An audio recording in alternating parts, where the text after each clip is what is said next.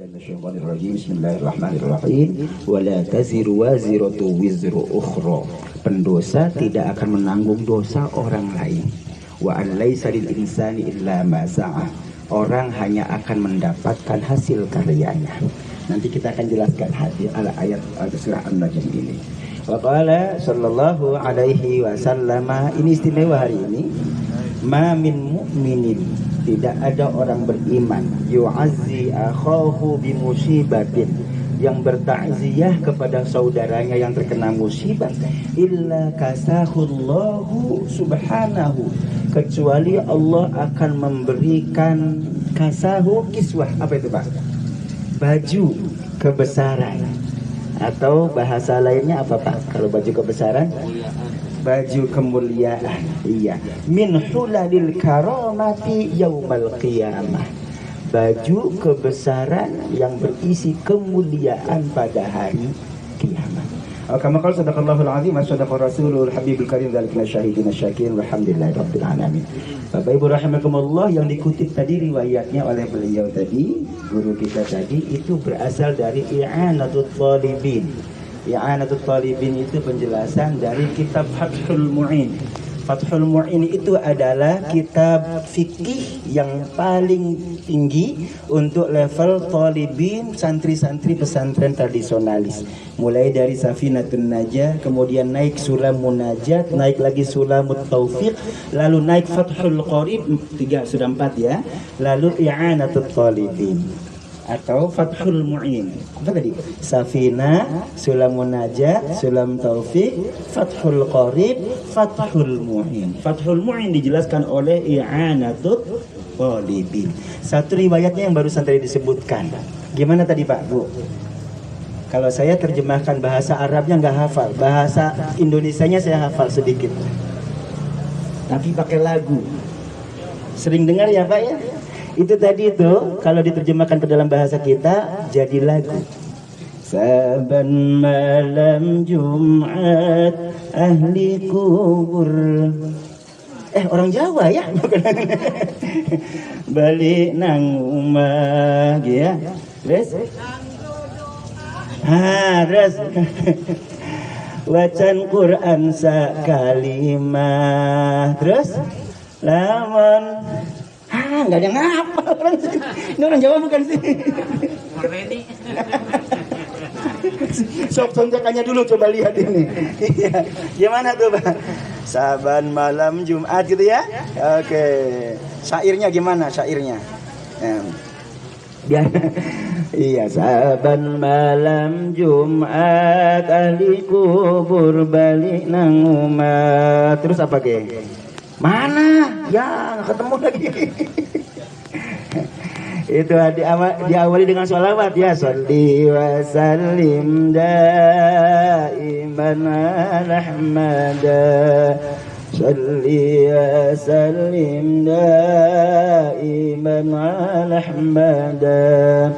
Wal ali wal man qad wahada wal ali wal ashabi man qad wahada. Saban malam Jumat ahli kubur balik nang omah, kanggo njaluk donga wacan Quran sakalimah. Orang Tasik juga paham, ngerti lah. Lamun ora dikirim ke banjur balik brebes milih, balik nang kuburan mangku tangan tetangisan. Ngerti nggak Bu Pak? Nah kira-kira begitulah ya. Ini yang paling parahnya adalah lanjutannya. Kebacut demenan ger anak turunku. Yang barusan tadi tuh, kalau malam Jumat ahli kubur datang ke rumah, jaluk donga dari keluarganya. Kalau nggak dikasih dia pulang ke Iya, ke kuburnya tetangisan berbesmili, kira-kira begitu. Nah, lalu lanjutnya, ini keluhannya mayit yang barusan tadi beliau gitu. Kebacut temenan ger, anak turun kebangetan deh, anak turunku nih, Kak Daka, Mas Daka, Kak Fajri, Mbak Yusi ya. Hoe ora wirang, podo mangan tinggalanku. Gak malu lu makan warisanku itu, Pak.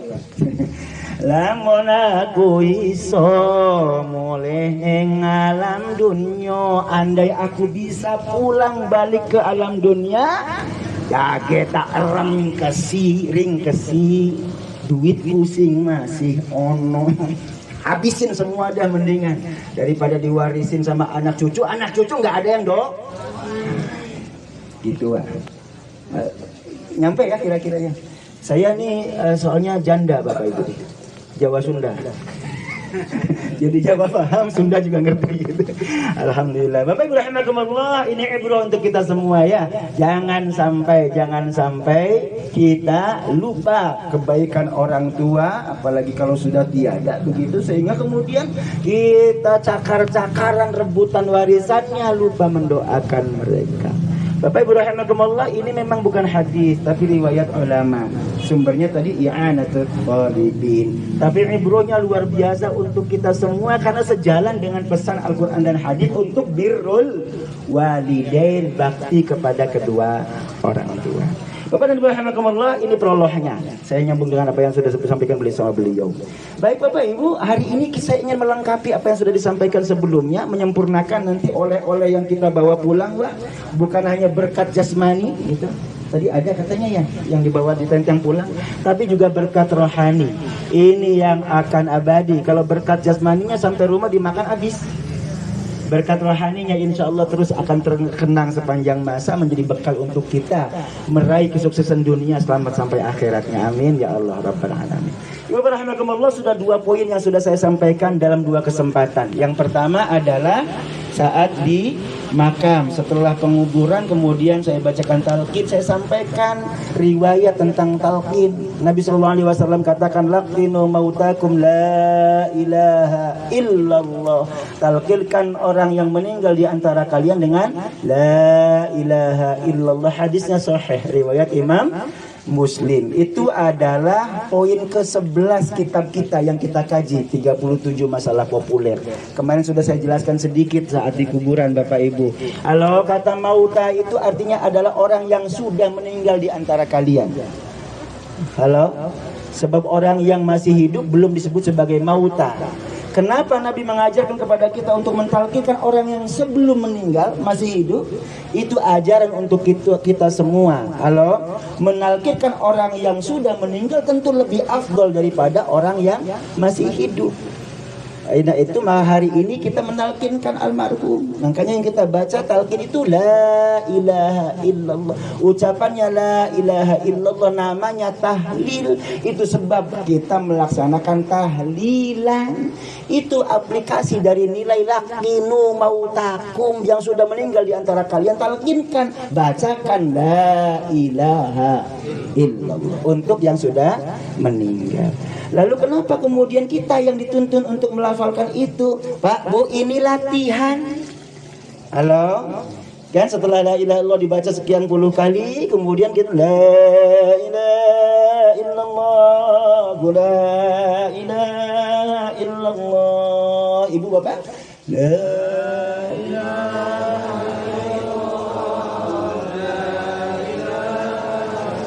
Sadarkah Bapak Ibu, sebenarnya Bapak Ibu sedang ditalqin, seakan-akan Bapak Ibu bentar lagi mati. Halo Pak, mohon maaf bahasanya langsung mati nih biar deg gitu. Hai, Bapak mau mati nih ceritanya ini, seakan-akan. Apa? Agar ingat saat menjelang ajal kematian, kalau kita biasa tahlilan kayak orang latah, Bu. Halo Bu, ibu-ibu latah, apa yang diucapkan, apa yang sering dipegang. Ya kan, kalau yang dipegang yang ono latanya ngaco udah. Halo? Tapi kalau kita biasa talqin, mudah-mudahan latanya sebelum ajal la ilaha illallah. Apa pentingnya? Dakhalal jannah man kana akhiru kalamihi La ilaha illallah. Sebab orang yang mengucapkan ujung kata, akhir kalimatnya adalah la ilaha illallah, pasti masuk surga. Itu talqin. Yang pertama sudah dijelaskan kemarin saat dimakan. Kemudian yang kedua adalah persaksian. Persaksian itu bab ke-7 di buku kita. Kemarin di tempat yang sama di sini saya berdiri, saya sampaikan tentang persaksian. Apa sebab penting persaksian, Pak? 1 Al-Baqarah surat kedua ayat 143. Kita semua adalah saksi-saksi bagi orang lain. Kadzalika ja'alnakum ummatan wasata litakunu syuhada'a 'alan nasi wa yakuna ar-rasulu 'alaikum syahida. Kita semua saksi bagi saudara kita, tetangga kita, keluarga kita semuanya. 1. Hadisnya mana? Ada. Kuntum antum syuhada'ullahi fil ard. Hadisnya dari Anas bin Malik, riwayatnya sahih Imam Bukhari, Imam Muslim. Kita semua adalah saksi bagi orang lain. Gotong jenazah, jenazah ini baik, wajib surga bagi kata Nabi. Jenazah ini jelek, wajib neraka bagi kata Nabi. Itu persaksian pentingnya. 2 poin. Hari ini saya ingin tambahkan dalam waktu yang sangat singkat ini 3 poin. Insya Allah ya. Mudah-mudahan waktunya pendek tapi dapat insya Allah. Yang pertama, poin yang ketiga yang akan kita kaji, biar nanti semuanya 5 Bapak Ibu. Kalau sudah 5 jari insya Allah, jangankan sepiring, 2 piring bisa nambah. Ya kan, tapi kalau baru 1, 2 kan susah noh. Megang sendok belum bisa, ya kan. Nah, kalau 5 piring, 5 jari insya Allah sudah bisa kuat semuanya begitu. Ibu bapak, tidak lain tidak bukan ini agar kita merasa marem, ajeg, tentrem dengan amaliyah yang kita lakukan. Jangan sampai kemudian kita terombang-ambing dengan omongan orang yang tidak suka dengan apa yang kita lakukan. Oh, nggak ada dalilnya, nggak ada dasarnya. Oh, Nabi nggak lakukan itu, bid'ah tuh. Ini poin utamanya agar kita bisa membentengi diri sendiri ya. Oh, ada toh dalilnya. Sekurang-kurangnya itu. Yang kedua adalah sekaligus menjawab pertanyaan orang yang menanyakan atau bahkan menyaksikan atau membantahnya.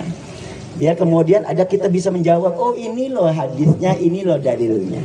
Baik, Bapak Ibu rahimakumullah, yang ketiga yang ingin saya sampaikan adalah, Ustadz emang nyampe pahalanya kepada jenazah, kepada mayit? Emang nyampe bacaannya kepada mayit, kepada jenazah?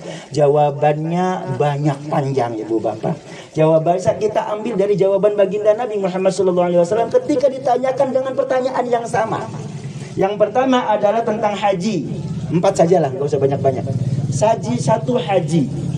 Satu saat Nabi SAW pernah kedatangan seorang perempuan dari satu suku.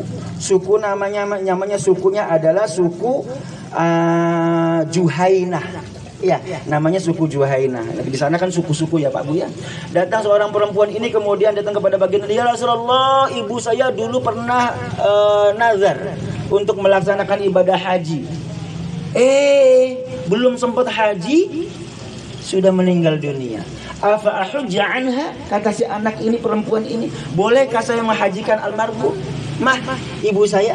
Kata Nabi, hutang kepada Allah lebih utama untuk ditunaikan, hajikan dia. Pak Bu, walaupun sekarang 69 juta konon regulernya ya, 100 kali lipat, itu 2 kali lipat dari 100% ya, 2 kali lipat dari yang sebelumnya 35 juta, sekarang 69. Lumayan ya. Kenapa nggak dari kemarin atuh? Itu pun antriannya masih panjang lagi. Ya, kalau pengen cepat boleh. Haji yang kedua, haji fulus namanya. Kurang cepat Ustaz, masih 7 tahun. Ada haji furoda namanya. Ya, 0,5 miliar lah. Bapak Ibu rahmatullah, jadi satu haji bisa ditunaikan oleh ahli waris. Itu berarti amal ibadah orang yang masih hidup bisa ngecas kepada yang sudah meninggal. Satu haji. Yang kedua adalah puasa. Puasa bagaimana? Nabi sendiri yang mengatakan, Nabi katakan, man mata wa alaihi siyam, siapa yang punya kewajiban puasa meninggal dunia, shoma anhu waliyuhu, maka puasanya boleh dipuasai, dibayar oleh walinya, oleh ahli warisnya. Almarhum boleh dicek nih, ada hutang puasa nggak kemarin ya, sebab 2 bulan lagi ketemu Ramadan nih ya. Kalau ada hutang puasa, bayar puasanya. Bagaimana caranya? 1, kalau masih mungkin dibayar oleh anak cucunya, bisa silahkan. Maka yang berpuasa anaknya. Itu Nabi SAW, hadisnya sahih Imam Bukhari, Imam Muslim Bapak Ibu. Kalau tidak bisa, baru tuh fidyah. Fafidyatun ta'amu miskin gitu ya. Dua, kita bisa menguasai orang lain yang sudah meninggal. Berarti amal kita yang masih hidup ngecas kepada yang sudah meninggal. Dua. Yang ketiga adalah kurban. Bagaimana kurban? Bapak Ibu rahimakumullah, Nabi kalau berkurban banyak riwayatnya ini. Hadisnya hasan, ada riwayat Imam Nasai misalnya, dan hadis yang lain. Nabi seenggak mampu-mampunya Nabi, kalau kurban bawa 2 ekor kambing gede. Yang paling gemuk, paling mahal, paling bagus, paling putih, paling gede tanduknya dan seterusnya gitu. Bawa ke lapangan, kemudian Nabi menyembelihnya. Dan satu riwayat Nabi menyembelihnya yang pertama kali adalah hadza min ummati jami'a. Ini kurban pertama saya kurbankan untuk umatku semuanya. Pahalanya kurban nyampe kepada umatnya baginda Nabi. Siapa yang ngajarin? Nabi sendiri. Kalau pahalanya kurban itu nggak nyampe kepada orang lain, ngapain Nabi bilang hadza min ummati jami'an? Ya Pak. Riwayat yang lain ada menyebutkan Nabi itu wasiat kepada Sayyidina Ali. Ya Ali, besok kalau aku meninggal tolong kurban untukku. Sayyidina Ali tahun berikutnya saat beliau sudah berpulang bawa 2 ekor kambing kurban begitu. Lalu ditanya siapa ini? 1 buat saya sekeluarga, 1 lagi buat mertua saya. Pahala kurban sampai kepada jenazah, kepada mayit, kepada keluarga yang sudah meninggal. 3. Yang keempat, tadi 4 saja saya bilang ya. Yang keempat adalah sedekah. Sedekah untuk almarhum itu jelas rujukannya baginda Nabi sallallahu alaihi wasallam. Hadisnya Imam Nasai, derajatnya hasan. Kalau yang barusan tadi sahih, riwayat Imam Bukhari, Imam Muslim. Nanti kutipannya saya share di grup Bapak Ibu ya. Baik Bapak rahimakumullah, derajatnya hasan. Satu saat ya Rasulullah, ini ada satu orang namanya Sa'ad bin Ubadah. Sa'ad bin Ubadah bertanya kepada Nabi, ya Rasulullah, matat ummi afa atasaddaqu anha. Ibuku meninggal dunia, bolehkah aku bersedekah untuknya? Kata siapa tadi? Sa'ad bin Ubadah. Kata Nabi, na'am. Boleh dong tentu. Masa nggak boleh bersedekah untuk orang tua yang sudah meninggal? Lalu Sa'ad nanya, qultu fa ayyu shadaqah afdal? Sedekah apa yang lebih baik, yang paling baik? Kata Nabi, saqyul ma, ngasih minum air. Ngasih minum doang udah bagus. Apalagi kalau di sini mah ada air putihnya, ada air buteknya. Ada yang ditenteng juga. Bukan sekedar air Bapak Ibu. Siapa tadi riwayatnya? Imam Nasai, derajatnya hasan. Hasan itu makbulun bih, sudah pasti. Bapak Ibu, 4 sajalah sumbernya. Haji, puasa, kurban, sedekah, ngecas pahalanya kepada almarhumah. Kalau hari ini di dunia kita ada kenal MLM, multi level marketing, upline itu akan mendapatkan penghasilan dari downline, maka kita punya MLP, multi level pahala. Bapak Ibu bisa ngaji, siapa yang ngajarin? Ustadznya, gurunya, guru ngajinya, orang tuanya, ngecas pahalanya itu kepada almarhumah, orang tua kita, guru kita. Bapak Ibu rahimakumullah, tadi saya kutip ayat yang An-Najm surah ke 53 ayatnya 50, betul ya? An-Najm itu 52 atau 53 Pak? Ayatnya ayat 38 39. Allah katakan, Ustaz, itu kan ada ayat di surah An-Najm. Wala taziru waziratu wizra ukhra, orang tidak menanggung dosa orang lain. Wa alaisa lil insani illa ma sa'a. Tidak ada yang dihasilkan didapat oleh orang kecuali hasil karyanya sendiri.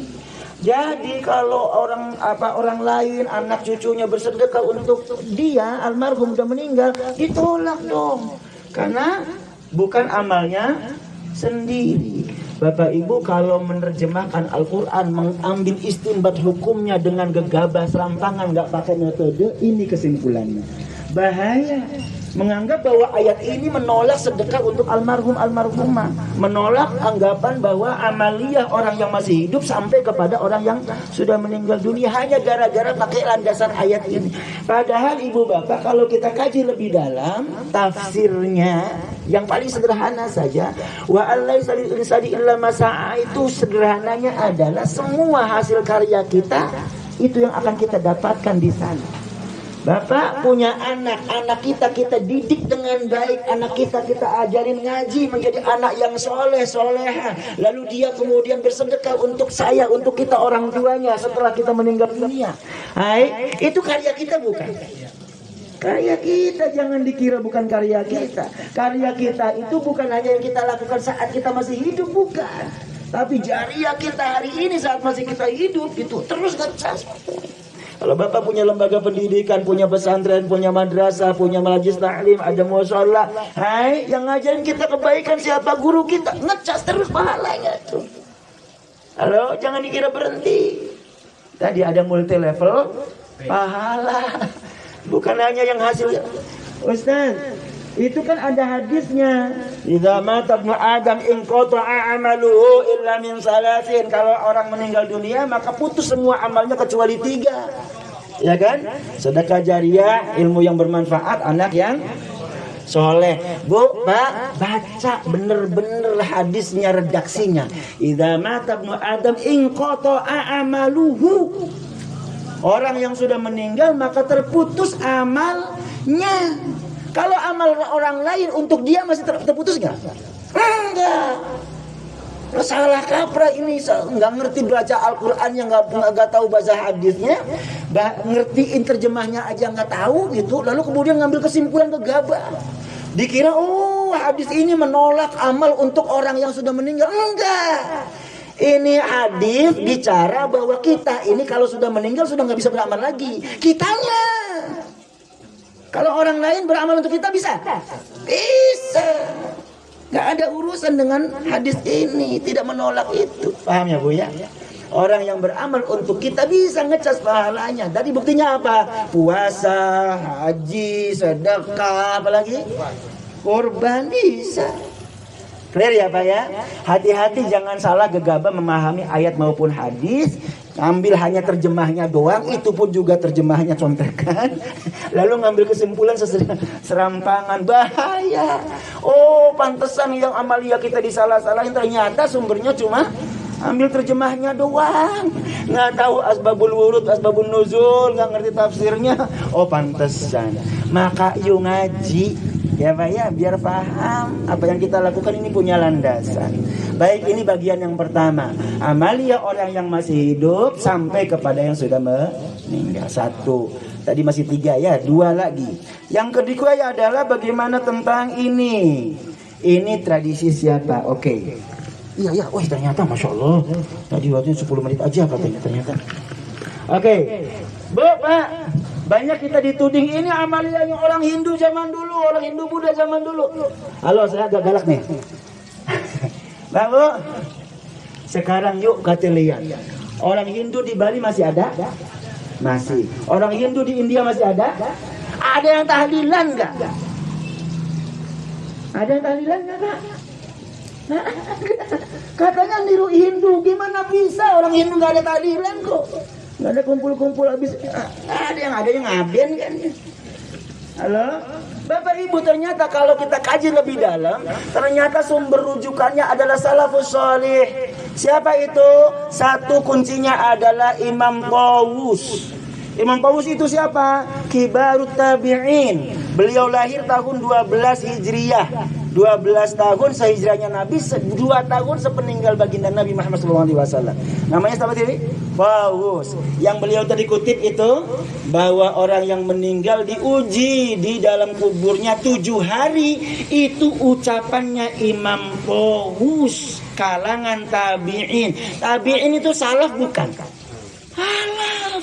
Katanya salafi tapi nggak mau pakai Imam Tawus. Padahal Imam Tawus itu salaf. Imam Tawus nggak mungkin gegabah Bapak Ibu mengambil ibrah pelajaran dari hadis Nabi, tentunya karena beliau dekat dengan Nabi. Sahabat cuma 2 tahun sepeninggal Nabi lahirnya. Satu. Yang kedua adalah imamnya namanya Imam siapa? Ubaid bin Umair. Namanya Ubaid bin Umair. Kalau tadi saya sebutkan Imam Ahmad bin Hanbal, Bapak Ibu, silsilahnya nyambung kepada Imam Tawus. Imam Ahmad bin Hanbal dalam kitab Az-Zuhud berawal dari Hashim bin Qasim, dari Al-Ashja'i, dari Sufyan Ats-Tsauri, dari Imam Tawus. Nyambung silsilah sanadnya. Yang kedua adalah siapa tadi? Ubaid bin Umair. Ubaid bin Umar bilang 7 hari itu untuk yang muslim, yang taat, yang soleh-solehah. Mungkin masih ada dosanya, maka 7 hari itu ujiannya dia saat dikubur pertama kali. Adapun orang yang banyak dosanya, barusan beliau sebutkan 40 hari.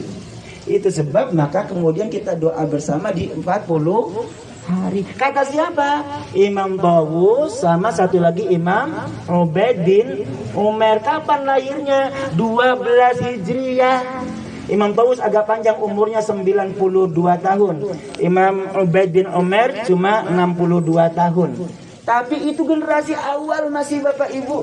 Halo, masih salafus soleh. Kenapa kita tidak ambil sebagai rujukan? Halo, jelas ya? Bukan dari Imam Tawus sama Ubaid bin Umar kira-kira pernah ketemu sama Hindu Buddha nggak? Nggak pernah ada. Justru Hindu Buddha lah yang nyontek sama kita umat Islam di Jawa. Nanti kajiannya lebih dalam, nanti kita akan lebih kupas lebih dalam lagi ya. Oh, mereka itu mencontoh kita, gitu melakukan amal itu. Baik, yang ketiga terakhir sekarang. Terakhir, apa untungnya? Biasa kita makanya pedagang kan, kalau ibadah selalu kan ada. Buat saya apa dong? Kan kita mendoakan almarhumah kan? Halo, apa untungnya buat yang kita yang takziah? Baterainya habis. Oh enggak, cik. Baterainya habis. Sih, wah, baterainya habis Pak. Terakhir, apa untungnya Bapak Ibu rahimakumullah? Terakhir tadi saya sebutkan hadisnya. Nabi katakan, ini hadisnya, ma min mu'minin, tidak ada orang beriman yu'azzi akhahu bi musibatin, yang bertakziah kepada orang saudaranya yang kena musibah, illa kasahullahu subhanahu min hulalil karamah yaumal qiyamah, kecuali Allah berikan mahkota kemuliaan kepadanya pada hari kiamat. Kira-kira kalau ya mana itu masih ternyata alhamdulillah beda memang pegangannya. Bro, halo. Orang yang yang ikut takziah kepada yang kena musibah, tapi Nabi katakan akan diberi mahkota kemuliaan di hari kiamat. Kira-kira kalau Bapak Ibu dikasih mahkota kemuliaan di hari kiamat, adanya di surga apa neraka? Mungkin nggak ada di neraka terus dikasih mahkota kemuliaan. Itu gara-gara Bapak Ibu takziah. Jadi Bapak Ibu takziah, datang ke takziah ini keuntungannya balik kepada Bapak Ibu sendiri. Bukan hanya menguatkan takziah tu azza yu'azzi ta'ziyatan, zakka yuzakki tazkiyatan, fa'ala yufa'ilu taf'ilatan, taf'ilatan. Bukan hanya memuliakan orang yang sudah meninggal dengan doa-doa yang kita kirimkan, bukan hanya menghibur keluarga yang ditinggalkan, tapi keuntungannya balik kepada kita sendiri yang bertakziah, karena Allah akan berikan mahkota ya. Hadis ini kata syekhnya Al-Albani, kata syekhnya Salafi, dulu dianggap hadis dhaif, dimasukkan ke dalam silsilah ad-dhaifah. Ternyata dikoreksi sama orang yang sama Bapak Ibu. Ternyata hadis ini kata beliau sahih. Mau ngikut siapa hadisnya? Yang Salafi mau merujuk kitab hadisnya siapa? Selalu Al-Albani. Al-Albani bilang hadis ini sahih. Halo? Masya Allah. Bukan kata yang lain ya. Kata Bapak Ibu rahimakumullah. Jadi insya Allah keuntungannya balik kepada kita, karena Allah akan berikan kemuliaan kepada kita di akhirat. Mudah-mudahan apa yang kita lakukan ini benar-benar memuliakan almarhum yang meninggalkan kita semua ya. Benar-benar mendoakan almarhum, semoga Allah terima iman Islamnya, Allah libatkan pahala kebajikannya, Allah ampuni segala khilaf atau dosanya. Sekaligus juga kita menghibur keluarga yang ditinggalkannya. Kalau kemarin sehari 2 hari kayaknya masih biasa-biasa Pak Bu, nanti begitu orang sepi sudah pada lupa semua gitu, aduh nyeseknya luar biasa. istrinya, anak-anaknya. Ya Allah, begitu lihat barangnya almarhum, ingat almarhum, lihat itu, ingat beliau. Selalu begitu kan. Malah kita menghibur keluarga yang ditinggalkan. Dua, yang ketiga, ternyata keuntungannya buat kita sendiri karena Allah akan berikan kepada kita mahkota kemuliaan di akhirat. Amin ya Allah rabbal alamin. Alhamdulillah rabbil alamin. Al-Fatihah. A'udzubillahi minasyaitonir rajim.